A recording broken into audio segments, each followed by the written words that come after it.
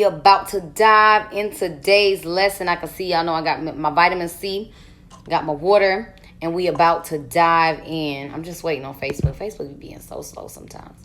But as y'all can see, I'm hotel hopping, still hopping hotels. Um, yes, to answer your question, no, the air is still not fixed. So we're going to make it do what it do, wherever we got to do it. So today we're going to be talking about when you pay off loans, why you're losing points, and why having a strategy. Sorry, I had to swallow the vitamin C so I wouldn't be falling out or like going everywhere when I start talking, right? But we want to start talking about and understanding why we may lose points once we pay off a loan. A lot of people come to me and they're like, oh, I'm about to pay off my car loan. Oh, I'm about to do this. And then they're like, I know my points are going to go up. Let me tell you something. When you pay off a loan, your points are actually going to go down. It always is so heartbreaking to share that information because it's like, oh, I'm happy. You're like, yes, I finally paid off a significant loan, whether it was a car loan, whether it was mortgage, whether it was student loans. I'm like, yes, I finally did it. I finally made it. I'm feeling great. That's how you should feel because yes, you paid off a debt. It's great. A lot of people in their lifetime will not pay off a debt. So the fact that you did it, you should be patting yourself on the back, going to get you some wine, getting yourself some flowers, treat yourself, don't beat yourself, the whole 9 yards. You want to make sure that, yes, celebrate that. But you want to automatically have a strategy ready to go when it comes down to, hey, y'all, have a strategy ready to go when it comes to now overpowering to overcompensate for those accounts that now have closed. Now, I'm not telling you don't pay off your cards. You got to understand, and don't pay off your like your loans and things like that. I want you to pay it off, but understand, do not feel defeated and feel like, well, what was the purpose and what was the point, right? You have to diversify your file. You cannot have all credit cards. You can't have all loans, right? But if you're starting out, of course, lenders want to see you have a minimum of 5 accounts. So, hey, get 2 loans, maybe a personal loan, maybe a self-lender account, and then say, I need 3 credit cards, right? But make sure that you put more of your emphasis and more of your positive behaviors on your credit cards. Meaning, if you know a loan is about to close out, you want to amp up how you're paying, when you're paying on your actual credit cards. Meaning, if you know your loan is about to be paid off, there's no reason why you should be lingering in a 70% utilization. First of all, if you're talking to me anyway, I'm going to tell you, why are you even up there? Like, why are you there at that heightened of a range, right? We want to make sure that you're floating well under 30%, okay? If you're anywhere over 30% and you about to pay off a loan, you're going to be losing, not only losing points there, but now you're taking a hit there, right? It's all about what you do on consistent. A lot of times we fall in love with, oh, I want to see it, my points jump. You got to understand that it takes time to now build. And when your loans close out, the reason why you lose those points is because you have, you're losing history. Right? You're losing history. You're losing some of that value of what you've built up over that time frame. So you may have had that loan open for about 5 years. Okay, well, when you open up a loan, you want to open up some credit lines as well so that now you can still have that length of history working coincide. They working together, right? So that when that loan closes out, you can amp up the power, amp up the strategy on how much you're paying, how often you're paying on your credit cards every single month, so that it now reflects and it'll overcompensate for those, instances that it shakes and jiggles a little, right? So let me read some of these comments. Y'all know I can't read and talk at the same time. I don't know who was blessed with that, but not Brittany.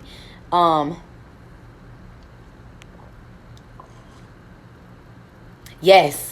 Oh, I appreciate you, Mr. Leroy. Yes. 70%. Right. Listen, I done seen, the thing is, the numbers, the numbers, they be jumping, right? So depending on how much over your utilization you are, I've seen over 140% utilization. I've seen 200 and something percent utilization, because you got with some companies, they not going to stop charging you interest. And depending on how much over you are is going to depend on what your utilization is. And I mean it when I say it, your utilization is everything. Because think about it. This is why I tell people, when you are applying for a car, or when you're applying for something new, You want to make sure that for the last couple of months, or not even just the last couple of months, but the last year or so, that you have had some type of consistent good activity, not consistent bad activity. Stop applying for cards if you know that your utilization is in the 70s. Stop applying for cards if you know that you have not used any account, if you have a good credit score, but you haven't used of your accounts in a while, and now all they have to reflect on is bad history. Let me tell you something. What I am teaching is not for you to get a quick permit, like a quick fix that happens overnight. This is something that has to be a longevity type of game, because at the end of the day, if you're putting in the good activities consistently every single month, it is going to pay off. Because when somebody is now trying to pull your report, yes, they may see dings from the past. Yes, life has happened and you had some things that kind of shook up things a little bit, right? But after that, what did you do? How consistent were you after that? That is what they're going to be looking at. Not just the negatives. But if you have negatives and then you took a break and you ain't did absolutely nothing, and then you try to apply for something that now requires, is not guaranteed approval, because see, I work with some guaranteed approval accounts that make sure that you get what you need to get, right? But if you're working with something like Capital One, right? Where now Capital One is good. Capital One will typically, give you starter accounts or give you rebuilder accounts. But it's a few others. Let's just say I'm trying to go with Navy Fed or something like that, and I ain't had no good positive history. Guess what? They're going to deny you, right? So that's why I say it's important to always have a strategy and always be implementing that strategy, especially the closer you get to needing to use your credit, or when you know an account is about to close out. You want to make sure that you're now applying these new behaviors to say, okay, yeah, those little, because I'm telling you, it's not always about the score. I have people that I work with that have over a 750 and they get denied. I'm telling you, me and the clients that I work with, I make sure that it's known. It's not always about the score. It is what your file looks like. Because your points are going to fluctuate. That is normal. When accounts close, as accounts are getting adjusted, it's going to fluctuate. However, what the most important piece to the puzzle is what are you doing from a behavioral standpoint? I have people that I know that at a 690 get approved for an amazing interest rate because everything else was flawless. They took care of the negative items by making payments that they needed to do. They got some negative late payments removed, and they kept a consistent behavior. That is what I focus on. When I started my certificate course last year, in regards to behavioral finance, baby, I became a behavioral credit specialist. Because that's what my goal is going to focus on. That's what I want you to realize, that is where everything pays off. It's not all about the score. You can have a 700 plus score and still get denied. You can have a 650, a 680 and get approved for an amazing interest rate. It is about your history, what you do on a day-to-day basis, and what have you been building since your mistakes, or what have you been building ever since an account closed. That is what is going to determine whether or not you get approved and whether or not what you get approved for. Okay, so our goal is to now tackle, and that's what we work on in the A to Z Credit Masterclass. What do I need to do, or what behaviors do I need to fix and tweak to make sure that I get approved in the future, or make sure that I can come back from life happening to me? I can relate to any situation that you give to me. I was in college. I spent money wrong. I had things charged off. Boom. I got denied for a promotion at my job because of my credit, and it was just small things that I needed to fix. I lost my job and I had things taken away from me. I had to rebuild my credit 3 dang on times. I can relate to any situation that comes to it, but the one thing that I can tell you that has been consistent from the time that I started building my credit is what was my behaviors. If I was having a too high of a utilization, I'm not going to get approved. They see me as a risk. They're going to charge me more on interest. However, if my utilization is floating well under 30%, I'm looking like the golden ticket, baby. I'm looking like the golden ticket. You go ahead, so you gonna spend stack. They gonna keep giving me money. Why? Because I'm managing what you giving me properly, right? So when it comes down to loans closing out and late payments and things like that happening, easy to overpower. Very easy to overpower. But to go ahead and make sure that y'all knew, yes, once your accounts close out, yes, you are going to lose some points, okay? So I got a question here on Facebook.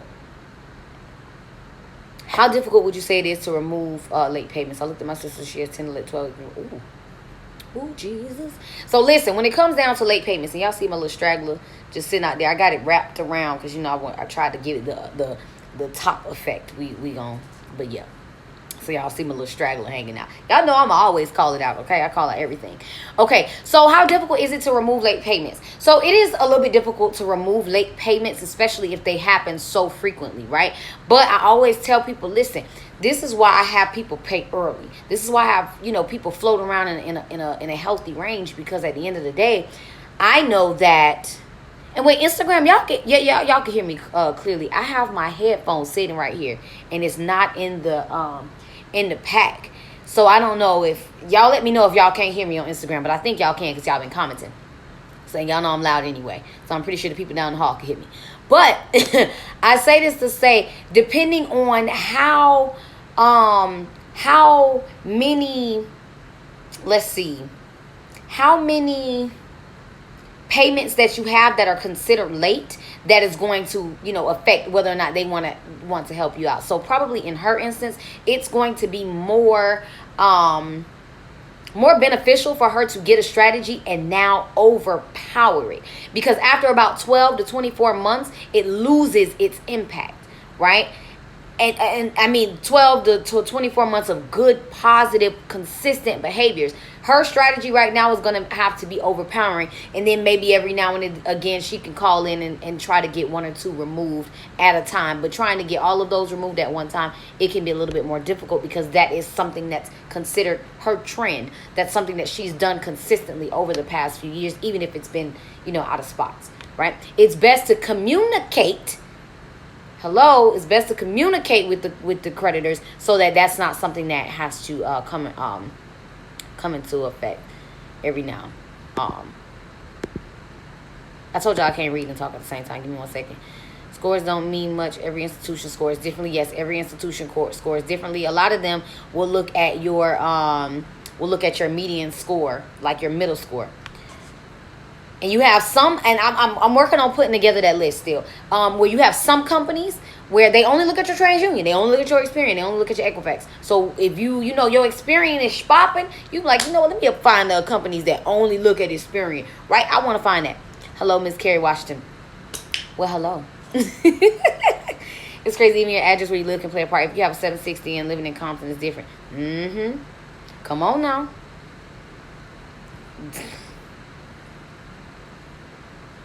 But I'm big on manifestation. So I'm going to say that y'all going to prove me no matter where I stay. You're going to prove me wherever I stay. And I'm going to black-owned banks. And I know y'all going to prove me, because y'all see this score sitting here. Matter of fact, let me teach y'all some financial literacy while we at it. That's what I'm going to be working on. That's what I'm going to be doing. But it's important. But I definitely wanted to kill that misconception of, hey, my score is gonna go up when I pay off my loans. Not necessarily. You may actually see some dips. Now, the bigger the dip is gonna come by what the rest of your balance of your file is looking like. Because if you looking sexy with your utilization, your payment history looking sexy, your inquiries looking sexy, you ain't got that many negative items, when that loan close out, it ain't gonna be that big of a deal. And I've watched this happen. Right? But if you have an imbalance in the rest of your file, it's a scale. You have to find the balancing act, and it will do this.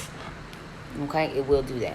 So we went over some numbers and stuff like that last night. I have some older videos that I'll, kind of share back to the things, my new followers, because we got some new followers that came in from Spiritual Words. So love y'all. Thank y'all for tuning in. Hopefully y'all love the content, my crazy wittiness, and we here for a show. When will it bounce back after you pay off a loan? It depends. It depends on the nature of your file. Like I said, if you have an imbalanced file all the way around, it can take a little bit longer because you have to have those behaviors to now reflect. Right, so it could take anywhere from 3 to 6 months, just a guess, depending on the type of file that you have. Meaning, if you have a file that was already balanced beforehand, it won't take as much time to now bounce back, because you're just continuing to implement the behaviors that you were using before, and now you're just kind of now rebuilding that credit age. So now you're, fostering that credit age with your other accounts, making sure that now they step up, right? But if your file was already imbalanced and now you're kind of having to start not from scratch, but you're now having to pay down some debts and then apply a strategy, it may take a little bit longer for you to now see it bounce back, but it shouldn't take too long. And another thing is on a video that I had before, you can see the little caption. I try to do better with that now. I have my picture with the words so you can know what video you're clicking on, this, that, and the third. But at any time, you can always check the caption.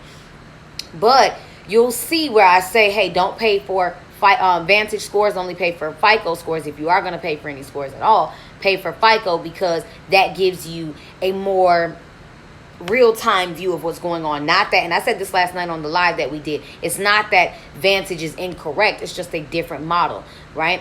It's for you to now say, okay, I need to focus on FICO because I know that this is what the lenders are looking at, and Vantage is going to be a little bit more popular in the upcoming years. So of course, understanding how to leverage both. You don't always have to acquire new loans. You don't. If your file needs to, have more accounts, then of course you can do that. But again, you're now going to always be trying to do a balancing act to overcompensate for once that loan closes. When really you can just, have it to where it diversifies your file with your other, with your other accounts, and have it every so often, right? But make sure that you're putting more of your emphasis on your lines of credit and your actual credit cards, because that's what's going to really.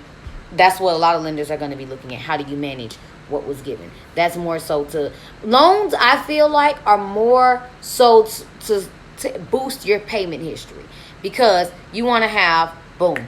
Yes, it gives you good credit age, the longer the account has been open, of course. But you want to make sure that, hey, I'm using this to show that I'm paying on time, I'm paying before time, I'm paying more than what's expected, boom, boom, boom. And it's really nurturing your actual payment history. Okay, that's what I like to use it for. Okay.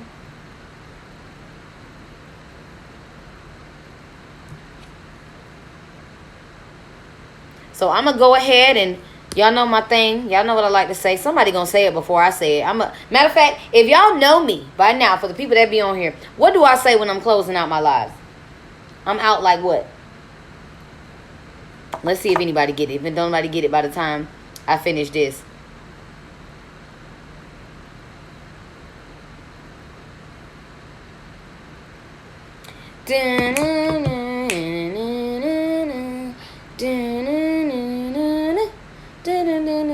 Oh, y'all don't know my slogan? Y'all ain't loyal.